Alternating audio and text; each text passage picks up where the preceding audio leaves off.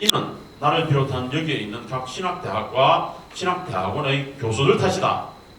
교수들부터 무릎 꿇고 회개하고 새로운 방향을 모색해야 한다라고 부르짖었던 그 내용과 아주 일맥상통하게 똑같은 내용입니다. 다시 말씀드리면 신학교육이 변화되지 않는 한, 여기에 계시는 우리 총장님들과 교수님들이 변화시켜 나가지 않는 한 앞으로도 매우 힘들겠다라는 생각이 들어가게 되죠. 그런 차에 이제 대안교육으로 전환이 일어났습니다. 한국교회는 공교육에서 신앙교육을 하지 못하게 되고 교회 학교가 점점 힘을 잃어가게 되니까 기독교 대안교육을 목표로 해서 학교들을 설립하기 시작했는데, 이 학교들에서 처음에는 잘 하는 것 같았는데 결국은 모두 다 빼앗겨버리고 대안으로 출발해서 대안으로 그냥 맞춰버리고 가는 것 같습니다. 그렇기 때문에 지금 이렇게 한국교회의 미래를 위한 제안을 하게 되는 셈이 되는데, 한국교회의 미래를 위한 제안으로 이렇게 생각을 합니다. 미래란 아직 오지 않은 오늘이다. 미래가 곧 손에 잡힐 듯이 가까운 시기에 있다는 말입니다. 그래서 시대는 급변하고 있는데 교회 학교나 우리 시스템이 따라가지를 못하고 있으면 뒤질 수밖에 없는 그런 상황이겠죠. 근데 요즘에 제가 좀 사족을 달자면은 신학대학원 총장을 마치고 내려왔을 때에 이 대안학교를 할 수 있는 기회가 있었습니다. 시설도 제법 갖추어서 잘 학교를 해보겠다라고 시작을 했다가 그걸 스탑시켜 놓고 요즘에 지금 하고 있는 일이 교회를 이용한 그런 대안학교를 만들어야 만든다라고 지금 추진을 하고 있는 중입니다. 그래서 수원에 있는 이 수원 3일교회라는 곳을 만나게 되었는데, 수원 3일교회는 송정환 목사님이 38년 전에 개척해서 오늘날 매우 모범적인 교회로 성장시켜 왔습니다. 물론 수만 명에 이르는 그런 교회로 성장하지는 못했지만 1000명 미만의 그런 중형 교회로 이제 일반적인 교회의 모습을 지금 띠고 있는 그런 교회입니다. 그런데 담임 목사의 교육 철학 부재로 인해서 교회 학교가 문을 닫게 되었다면은 이 수원 3일 교회는 담임 목사의 교육 목표의 열정으로 단단한 성공을 거두고 있는 셈입니다. 교회 학교는 아이 해피데이를 매월 실시하면서 교회의 역량을 집중하여서 계속적인 학교 앞 전도와 개별 전도를 통해서 이 교회 학교의 인원을 늘려가고 있습니다. 며칠 전에 2018년 5월 13일 주일에 실시한 아이 해피데이의 결과를 보면은 유치부에서 고등부까지가 기존에 259명이 예배를 드렸는데, 그날 당일 그 주일에만 그 3분의 1에 해당하는 97명의 새로운 학생들이 등록하여서 356명이 예배하는 쾌거를 이루어내고 있었습니다. 이렇게 보면은 이 담임 목사님의 그 목회 철학이 얼마나 중요하냐 하는 것을 입증한 셈이 되는 거죠.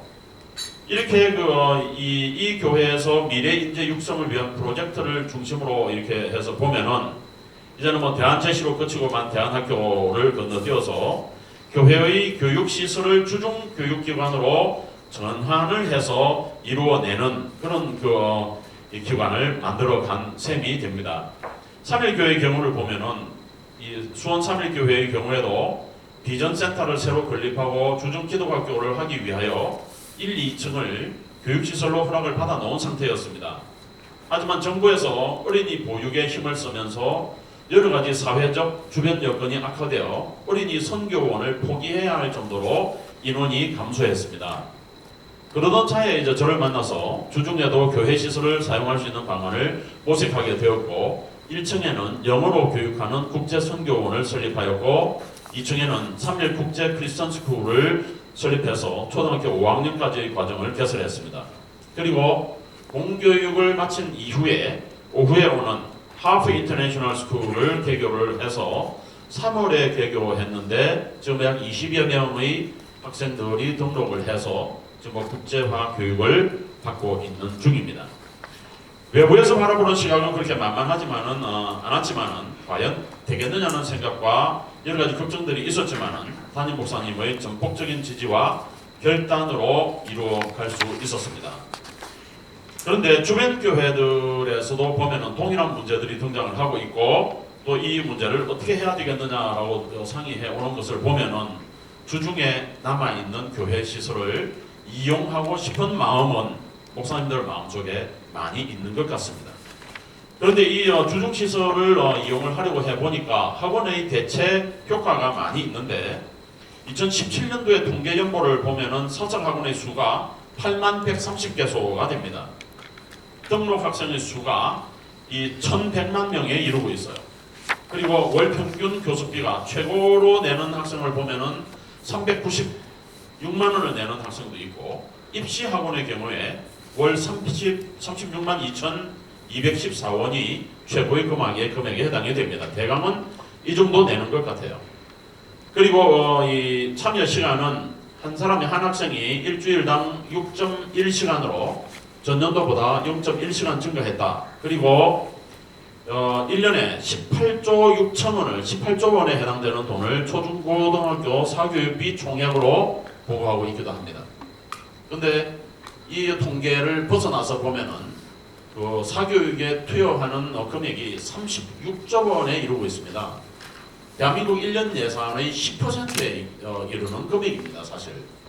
그런데 이런 비용을 지출해야 하기 때문에 모든 저출산 문제라든지 뭐 고령화 문제라든지 이런 사회적인 문제들이 여기서부터 도출되어 간다라고 보여지는 것이 사실입니다. 이런 상황에서 이제는 우리가 한국 기독교가 처음 태동될 당시에 국제적인 인물들을 배출을 할 수 있었기 때문에 이런 대한민국이라는 나라를 위대한 나라를 건설할 수 있었다고 하면은 지금이라도 빨리 이런 국제화 교육을 교회를 통해서 할 수 있어야 되겠다라고 생각합니다. 만국 공통어가 되어버린 영어는 이미 생활의 중심이 된 인터넷 웹페이지에서 가장 많이 사용된 언어로 등장한 지 오래지만 영어로 된 웹페이지 수가 전체의 56%에 이르는 반면에 2위인 러시아어는 6.1%입니다. 거의 모든 웹페이지가 영어로 되어 있다는 말씀이죠. 그리고 오늘날 우리가 어떤 언어를 교육을 해야 하는지를 알 수 있게 하는 비율 가운데에서 보면은 이 영어가 모국어인 사람 비율인 27%보다도 훨씬 높은 비율이 이 영어를 쓰고 있고 한국어의 사용 비율은 0.3%에 불과하다라고 주장을 합니다. 그래서 우리가 중국어 같은 경우를 보면은 전 세계 인터넷 사용자의 사용 언어 비율은 영어가 27%이고 중국어가 25%이며 3위인 스페인어는 8%, 한국어는 2%에 해당이 됩니다. 그러니까 영어를 필수로 교육해야 하고 다음으로 중국어를 미래 인재들에게 도구로 이 툴로 줘야만 하는 이유가 여기에 있음을 알 수가 있죠. 우리가 한국어, 영어와 함께 중국어를 할 수 있다면은 세계 인구의 54%와는 소통할 수 있다라는 말이 됩니다. 미래는 준비하는 자에게만 기회가 주어진다고 합니다. 교회가 위기를 겪고 있습니다. 이 위기를 다음 세대에게 넘겨줄 수 없다면은 교회의 공동화 현상을 막아야 한다면은 미래 인재 교육에 힘을 쏟아야만 할 것입니다. 이제는 국제화 교육은 선택이 아니고 필수라고 생각되어집니다. 한국기독대학 총장 포럼에서는 한국교회의 위기와 교회 개혁을 위한 제안으로 2018년 봄 총장 포럼을 준비하게 되었습니다.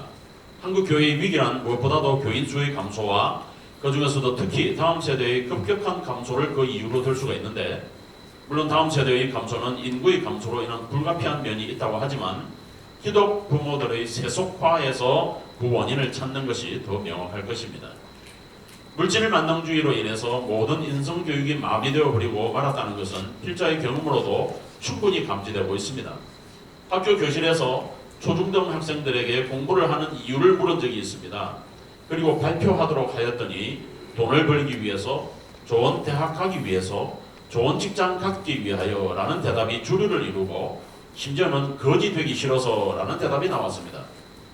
이런 대답을 하는 학생들이 모두 크리스찬 가정에서 교육받는 학생들인데도 이런 대답이 나오는 것은 크리스천 가정이 이미 교육 현장에서 기독교적 가치관을 버렸음을 나타내는 것이라고 봅니다.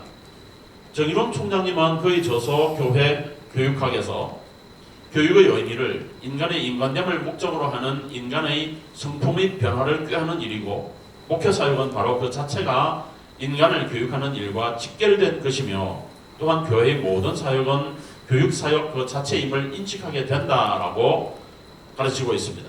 그런 의미에서 본다면은 교회가 당연히 신앙교육을 감당해야 할 뿐더러 학교 교육도 공교육에 맡기지 말아야 할 것이라고 생각합니다.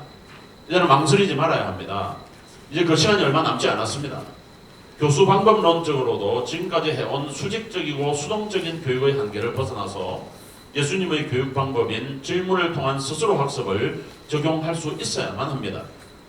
교회가 피어가는 공동화 현상을 막기 위한 방법이 아니라 예수님의 말씀대로 각 처에서 예수님의 제자로 교육하는 일이 시급하고 또한 국제화가 시급합니다.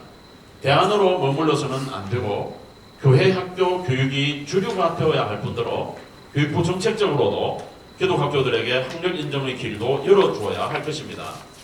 당장에 할 수 있는 일이 비어있는 교회의 주중시설을 활용하여 진정한 기독교 교육을 실시하자.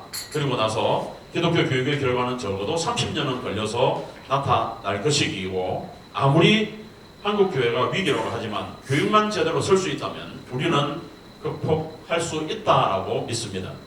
한국 교회 초기 선교사들이 하였던 그 학교 사역을 복원하여야만 한다고 생각합니다. 그리고 이 나라와 민족 그리고 나아가 인류를 이끌고 나갈 인재를 육성하는 길만이 한국 교회가 살 수 있는 길이다라고 감히 제안을 합니다.